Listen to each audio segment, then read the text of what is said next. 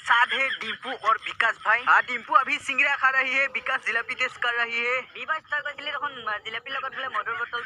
अरे विकास भाई तू समझा नहीं रे, ये मेरा टेक्निक है। खाली जिलापी जिलापी बोली आता पारी ठकूंगा तो कोई नहीं किनेगा, इसलिए मैंने जिलापी लगत मटर बोतल फ्री बोल दिया रे बाबा। गाइस दिवस सिंगरा खाबा নাই भी निमखे নাই और भीतर दिखे एकदम पूरा फोफला। गाइस डिम्पू भाई क्या बोल रही है तू? ये समोसा मैंने नहीं बनाया, विकास ने बनाया। डिम्पू भाई बेया ना पाबी, मैं অসমীয়া ना जाने रे बाबा। विकास भाई तूने क्या समोसा बनाया रे? डिम्पू ने कम्प्लेन किया रे बाबा।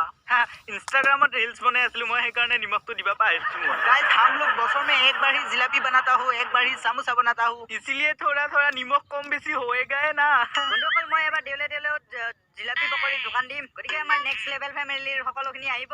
পকৰি পাপৰ বুট ভাজা চানা ভাজা সকলোবোৰ পাব, আহিব। तो गाइस विकास का दुकान में सब लोग आएगा, देउल में घुरेगा वो, और विकास ने आप लोगों को डिस्काउंट में दे देगा फुलारी।